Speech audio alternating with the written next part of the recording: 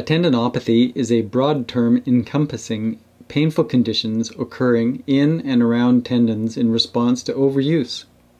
Recent basic science research suggests that no inflammation is present in these conditions. Trigger points are discrete focal hyperirritable spots located in taut bands of skeletal muscle. They produce pain locally and in referred pain patterns, and often accompany chronic musculoskeletal disorders. The subscapularis is the largest, strongest muscle of the rotator cuff. The rotator cuff muscles are important in shoulder movement and help maintain glenohumeral joint stability. The subscapularis muscle lies at the anterior surface of the scapula. The subscapularis attaches medially to the inner surface of the scapula and laterally to the lesser tubercle of the anterior aspect of the humerus. The subscapularis chiefly is responsible for internal rotation and adduction of the arm and shoulder. It also helps secure the head of the humerus in the glenoid fossa, and in this way assists abduction in the arm.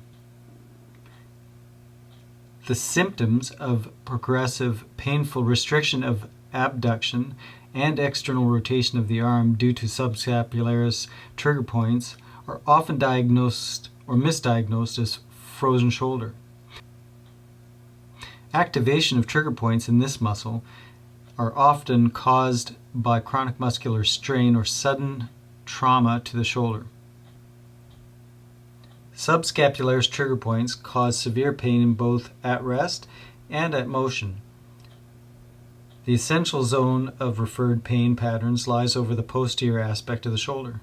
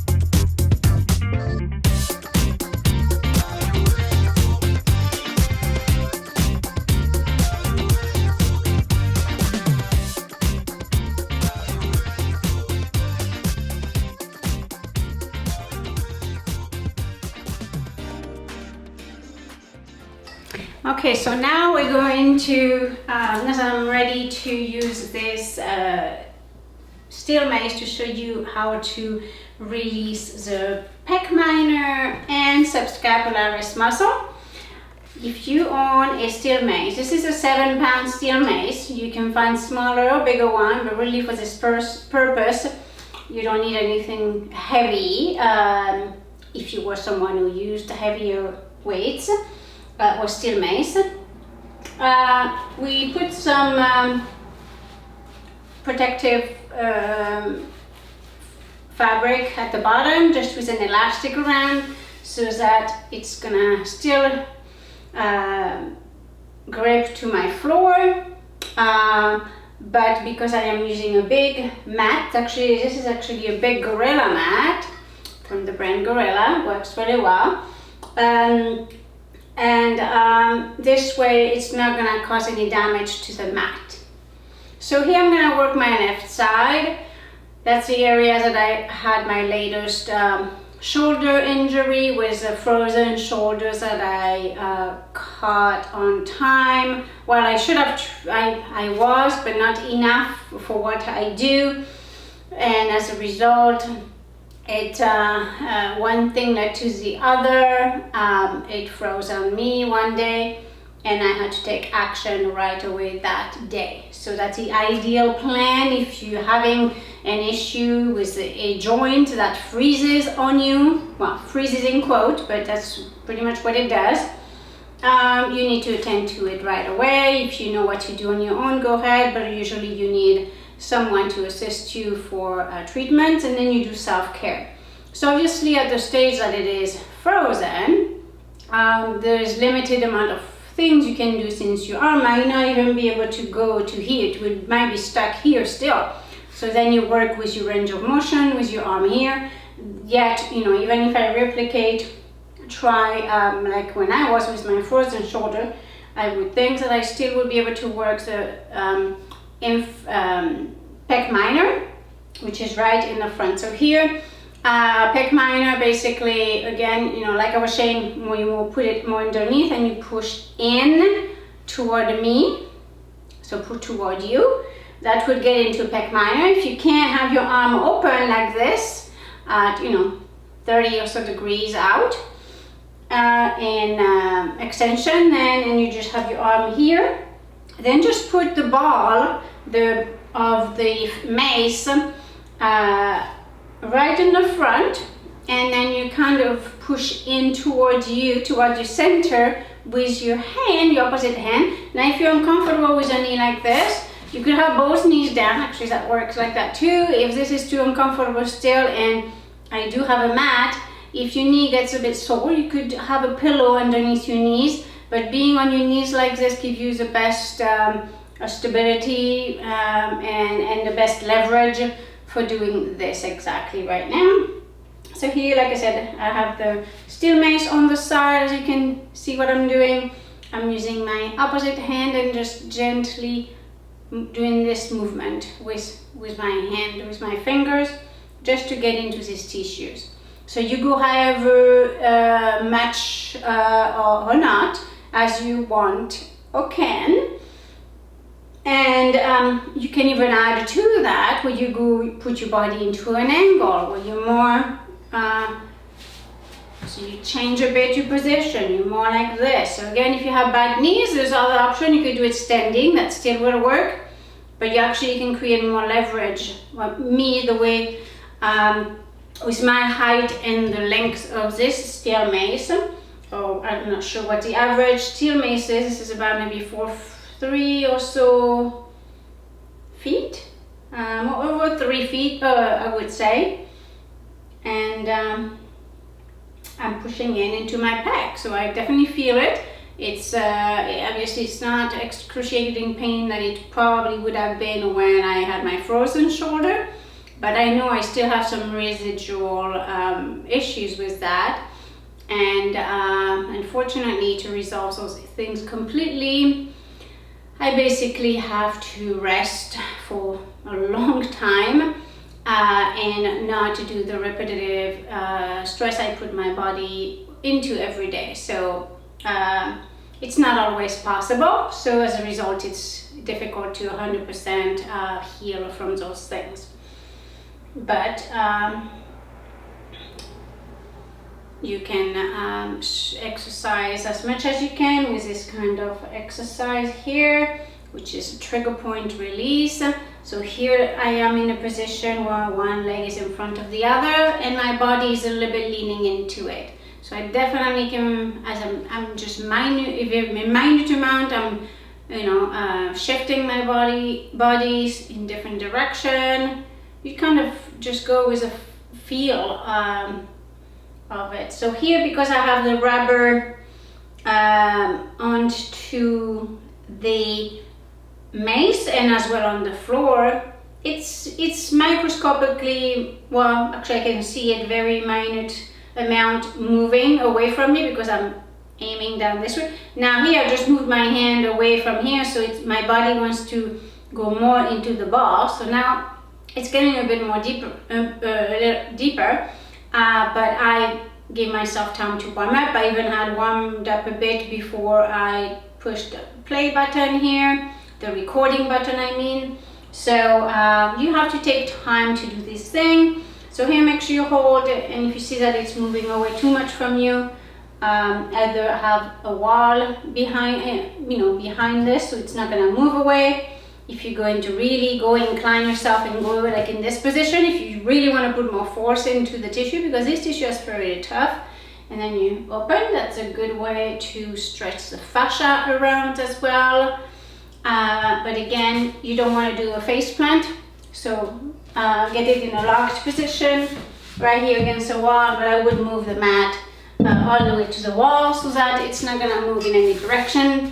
You don't want to hit yourself, or not hit, but slide and your chin touching this. That would not be a pretty picture. So take all those precautions for sure. Use your own judgment and just go very slow. Also, when you store a mace, you never stand it. Obviously, usually people will do that, but never keep it standing anywhere on the metal for sure. Put it all the way on the side or in a container you have for it, and always put it down flat like so. Never standing up. You probably would know that if you are a steel mace practitioner or steel mace advocate who use such tools for different things. So here I go back to standing, and I'm still on my pec minor, but I'm more in the very front. Here I'm more in the front. Just go very slow. Remember that there are ribs underneath. So as long as you go slow and you don't do like a sudden pounding down onto hitting or dropping it, you will be fine with your ribs. But always use caution and work with your breath through breathing. Actually, the pec minor muscle assists in breathing. So doing all these movements of pulling back, extension, and also moving, and even in rotation you could even go. And then you can even add I'm kind of doing a side lunge here. That's another way if you don't want to do it on your knees. And you add the head turning away this way. Don't crank your head back, just a nice stretch to the side, so you feel a stretch in here as you put pressure into that pec muscle from the outside, pushing in with your hand here and leaning gently your body into the ball, and bring your right ear to your right shoulder as you stretch the left pec, and bringing your arm back in extension, thumbs up. You can even bring thumbs down, see how that feels. It should feel okay. If you're in an early stage, you probably won't be able to do that, but just gauge what you can do and just work with what you have. And then here, you can go back this way. Extension, flexion with thumbs up. And definitely pulls in there. And now, shake it all. Now this side feels a lot looser, my shoulder in here. It might feel a bit bruised tomorrow to the touch. That's normal. Just you can massage the area. You can do a nice steamy shower. Epsom salt bath is great. With even you can add baking soda and upper side of vinegar. All of those combination of those three things will make it for a very detoxifying bath. Or just the Epsom salt is really great to add minerals through your pores and into your body.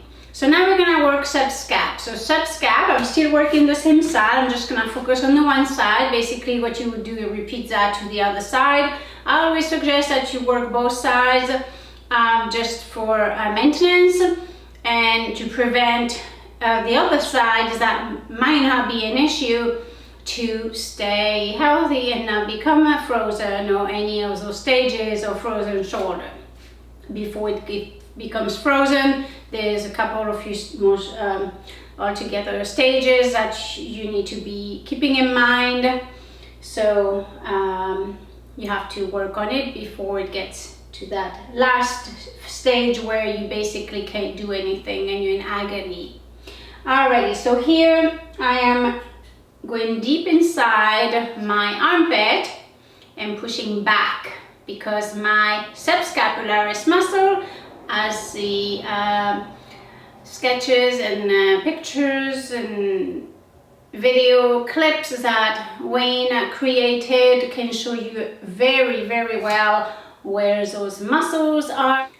So here I'm pushing down my body into the mace, in the ball of it, and I'm gonna use my hand and just push back, and do the same with my body.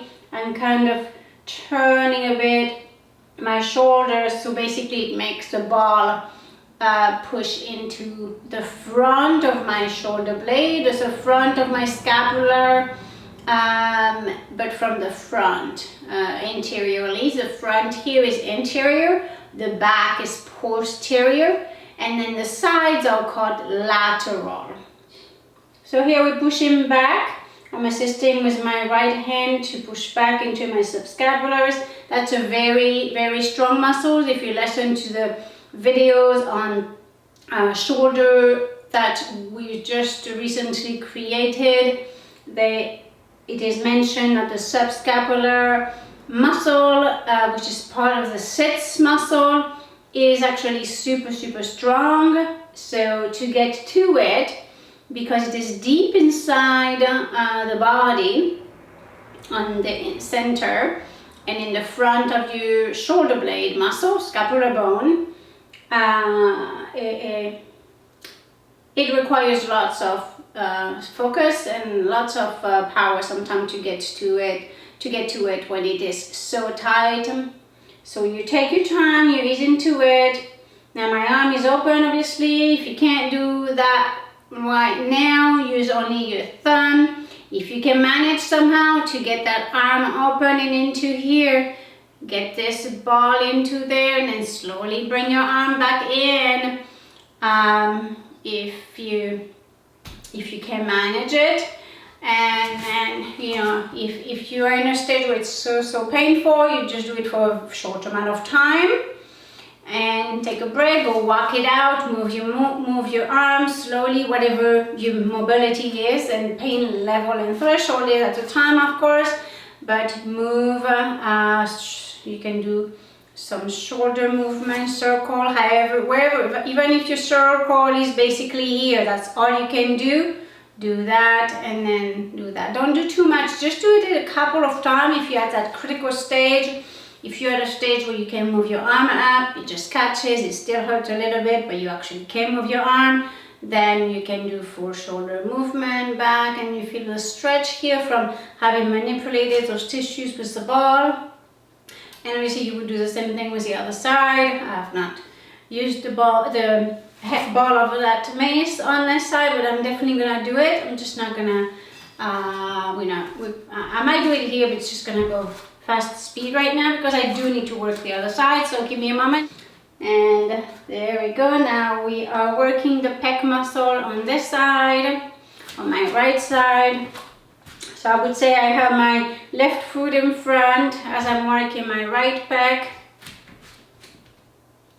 Again, you can do the same thing. I didn't move my head when we did the left side with the subscapularis, but you could do the same. The head could be moved away as well. So here I'm working the pec with whatever range of motion I have. I stay here if that's all I can do. I stay here if that's all I can do. And I work with what I have, what my range of motion allows me to go with, and what my pain thresholds allow me to work with. You always want to challenge yourself a little bit, but this being said, everybody has different pain threshold and different general overall flexibilities when you're in pain or not. So here I'm looking down, I'm supporting with this hand. Just It's good for multiple reasons, to prevent, like I said earlier, to get this to slip. Either the bottom slips here if you didn't prepare it properly, or up here it slips, you get off balance. You don't want to hit your chin with this. This is not going to budge, it's not going to move, that's steel. So here I'm going to add my arm and open my arm out to the side. I'm going to bring my head, bringing my left ear to my left shoulder. I don't want to bring my head back. Some people might be comfortable doing that, but I am not, so I'm not going to challenge to bring my head behind me. It's just going to go over to the side, and with my left arm I'm pushing into my pectoralis minor here, trying to stay on there, and then opening the shoulder back to give a nice stretch as I press with whatever comfort I am of pressure and pain to allow, as I'm feeling, and I did earlier when I was on the left side, refer pattern into my the back, into my you know, generally speaking, I would say it's like terry muscles area. That area, it's kind of pulling in there around the shoulder blade and in the underarm too, in the armpit. So this is good stretching, very good. It's kind of painful, but it's really helpful. And I'm working my core at the same time a bit as I'm leaning my body down, and my legs here, keeping my legs nice and strong and planted down on the floor, and open back. You can even pull your belly slightly in, just to keep your body strong and your core engaged. And pull back, and you bring the thumbs in and thumbs out. Just use all different directions, because I've said in the past in some videos, bringing your thumb down is not good. It's not good for generally for keeping a posture like this at rest. In the context of exercising, it's okay if you don't have pain. For movement, yet you have to be careful. Okay, and so I'm doing the same movement, but here with my arm just in front of me as opposed to back and out, to the side and behind. You can have your arm here and do that. It's still gonna stretch, and you turn your head. So I'm basically bringing my left shoulder to my left ear, and then you can even be up here. So I'm a bit going off the spot here, but now I'm gonna go into my subscapularis. So basically I'm gonna go right like this, and I'm gonna pull back with this hand, my left hand, and I pull back, and then we'll see what we do. So you could have the mace now more in the front when you do this, since you're gonna go back. Having the mace more in front is gonna make it more stable, more safe, as opposed to having the mace in the side. So then you basically, my left foot is right behind the mace, and my other one is next in the front. So if I draw a line, it will make a 90-degree from my foot to the mace to my foot.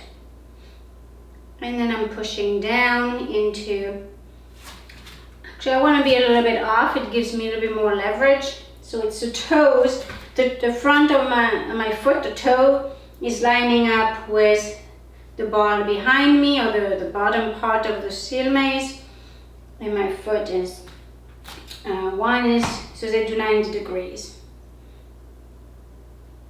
Just play with it. You can even be again on the floor. I actually like it on the floor, just you might get a little bit sore on your knee from being in that position and pushing into the ball. You might end up starting to feel it. So then you can go 2 feet or go back on your feet if it's easier. So just kind of play with it and see what works for you. Again, everybody has different height, so based on your height And based on the length of the club, they're usually about the same, I think. You will need to access it a bit differently. So here I'm pushing back the mace down or behind to get into that subscap. And open my arm out as I keep my left hand nice and sturdy next to my body at 90 degrees, so kind of around my chest in the front. So really I can't lose the steel mace if I'm grabbing the steel mace like this and I'm in this position with my feet. I can't really have any accident, so that is a safe place this way. And then push back, there we go, and release. And you're gonna, again, based on whatever your range of motion is, if you only can stay here, then do what you can. Don't overdo it. If you're really that restricted, don't overdo it. Just do a couple of motion back, couple of motion forward. Even use your body if you have to. If your shoulder doesn't want to move, use your body to move your shoulder. And then eventually, as you incorporate the different things with the bar, with the other videos, with the chin-up bars that I showed you with stretching, if you can reach this high. If you can't reach that high with the bar, what you can do, your chin-up bar, don't put it as high, have it here, and then eventually you're gonna bring it higher. So if you're that low as far as being able to raise your arm, you can just use then your arm, if that's really all you can do. Slowly bringing your arm up against the wall, and then eventually when you're able to be here, then you know, you can start using the chin-up bar, unless you have a chin-up bar that's adjustable or you don't mind re-anchoring it at different heights. So that's what I have right here to show you demonstration with the steel mace to get your pec minor. You can even massage it in a bit afterward if it feels a bit sore. Stretch it out, forward and back. Again, work with the range of motion you have. And the back crawl here. And stretch back. And hug. And stretch back. And hug. So keep point in front of you. Try to have your eyes at about eye level. Keeping your neck nice and straight. Slight bend in your knee and open. And hug. Open, extend your arms back and extend your fingers back. And hug, flexion. And straight and back as far as you can. And forward and hug. And then go to the side, nice and deep breath in. And to the side.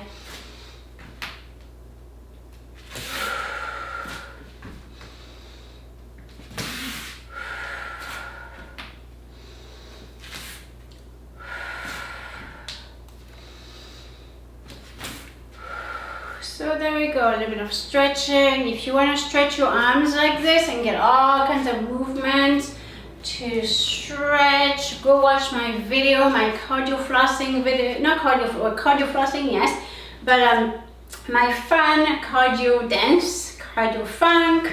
I have different videos like that. They use the arms and do all kinds of fun exercises. You can break it up where you just use the upper body. If you cannot combine the lower body with the movements that I'm doing, just do the upper body after you're doing this exercise with trigger point and trigger point with the mace. So you have a few more exercises to do. Watch my videos as well, as I can show you all kinds of fun ways to move your body and isolate your body. And I am so happy to have you with me today again. So I'll see you in another episode of Healthy Body by Sophie. Thank you so much for watching. Namaste.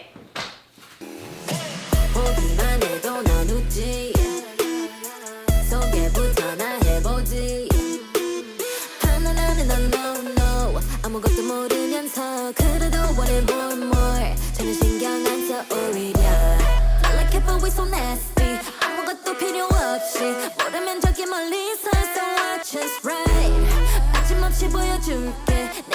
나를 믿게 모든 내 것처럼 갖고 놀래 오늘 밤 분위기가 딱 좋아 시간이 멈 So When he doesn't know what he's doing. no. So you'll see a lot of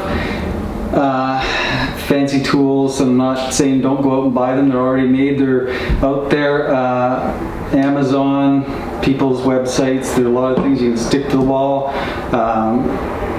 But you only need duct tape, a softball, and anything this size and hardness. Could be a lacrosse ball, could be baseball. If you need something a little softer, it could also be a T-ball, tennis ball, but for most of what we'll be showing, Street hockey ball? Yes, right. But for most of what we'll be showing, you need the density, so get yourself a baseball or a lacrosse ball. All right, so first thing we got to do, this is for the final product, so you don't have to look at ugly silver duct tape. What you're going to do is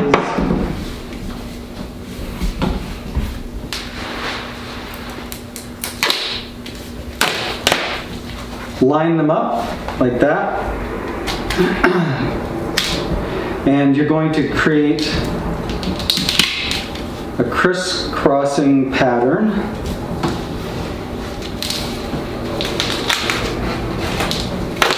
Doesn't have to be pretty, it's effective and will last you forever, Not going to be pretty. and it probably lasts you forever. So this is, I'll probably speed this up in post-production. Pretty boring. You're just going to initially create 2 strips. Now with, you can try. So while I'm, Maybe you shouldn't use Gorilla Tape because it's really hard to tear. yeah, you can get a lot cheaper duct tape. So while I'm doing this, which is essentially rubbing down all of the wrinkles so that they don't poke up into you when you're using this. I'll make mine look really pretty. Because that's what I do. Looking pretty is your specialty? Yep. Anybody can do it, it's me.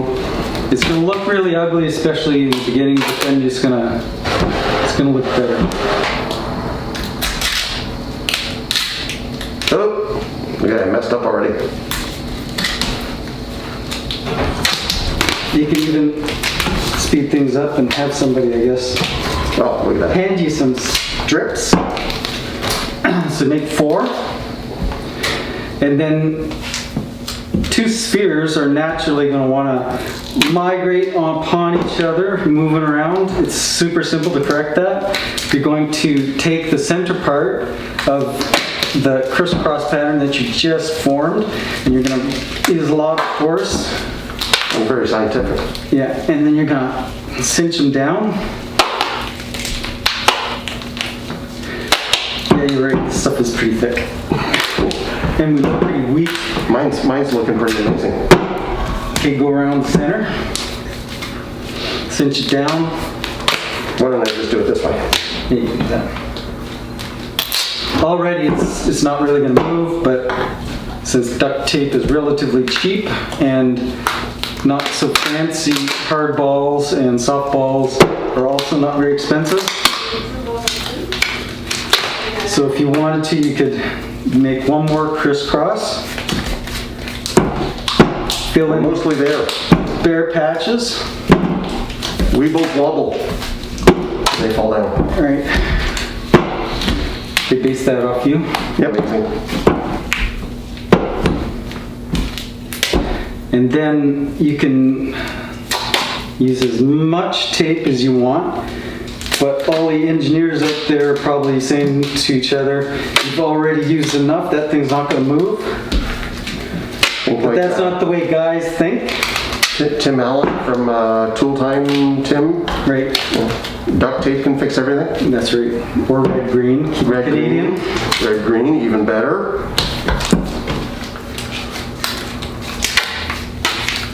And he's a local guy. That's right. How local? You say loco or local? Yeah. Hamilton, isn't he? Okay, I did another crisscross, and then what we're gonna do is cinch it down one more time.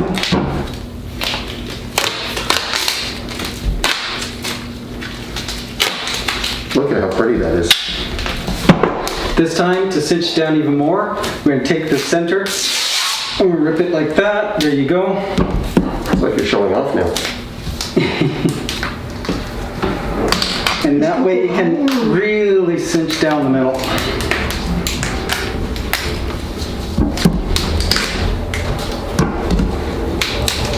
Uh-oh.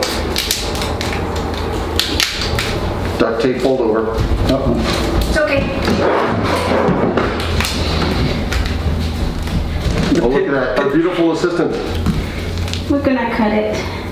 There we go. There we go. So once again, that in itself, very little tape, it is not going to move.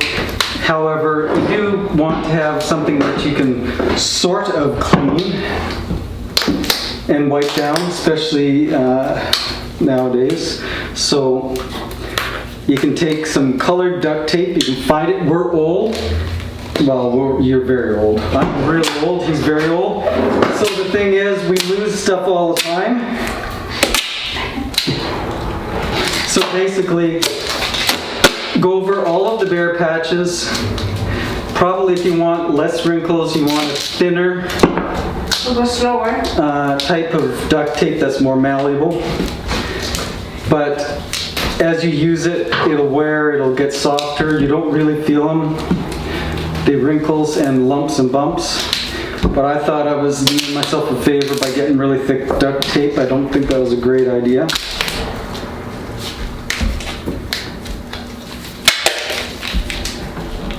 See, even I think that I'd be able to see that from anywhere in the house. And Even you? Yeah, maybe. This one's pretty. This one's thinner. This actually Much. duct tape, not Gorilla Tape. Hey, what about a Gorilla Tape sponsorship? Oh. Use Gorilla Tape if you want it to last forever. And if you want to help make sure that Gorilla Tape sponsors this episode. Correct. Or the entire channel. Correct. Right. You see how the thinner stuff folds flatter? It's much easier to work with. That's Newton's third law of duct tape.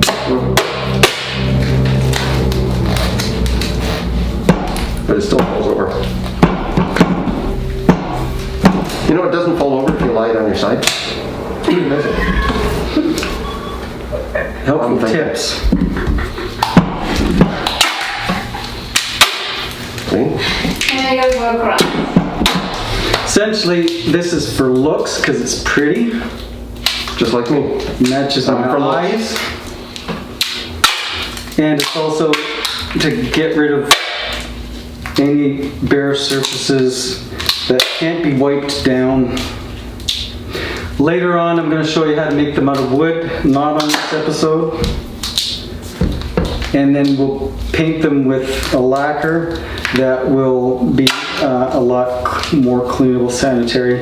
It's just something you will use yourself, so you don't need to worry about it too much with the wipeability. Is that a word?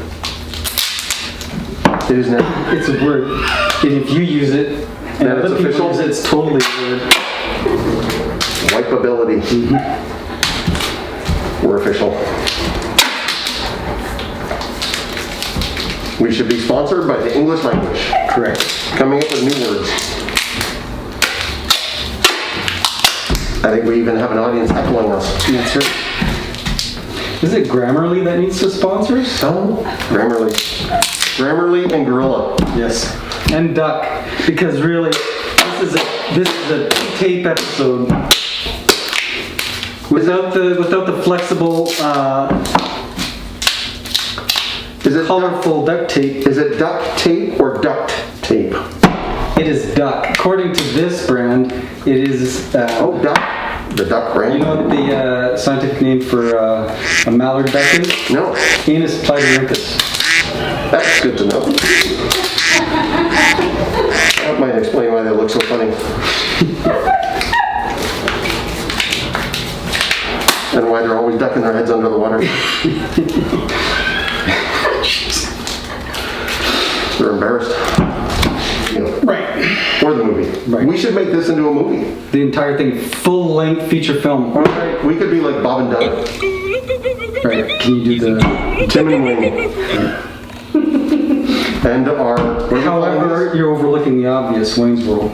Yeah. Keep playing guitar. What are we calling these?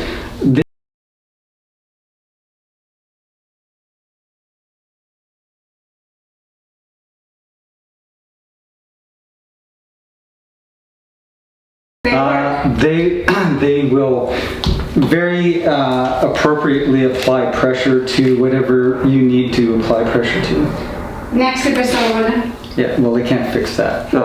Okay. Although, With a good amount of... with the right application, the right... the right amount of force can fix any problem. Okay, so we're gonna... Are we going to show how to use these things now? Yes. You're gonna show how to use these things. Okay. They really are a very simple way of creating a tool Now we need that you to can do- treat the entire, almost the entire human body with, from the neck to the feet. And Oh, but not that. wrong. Yes, the head. So you can do cranial work if you do a still point induction. So really, Kind of like this. we could, No, that's not how still point induction goes. no, that's how you contact the mothership. We will have to do another episode of the still point in craniosacral therapy. Right. So Work on your chest. that's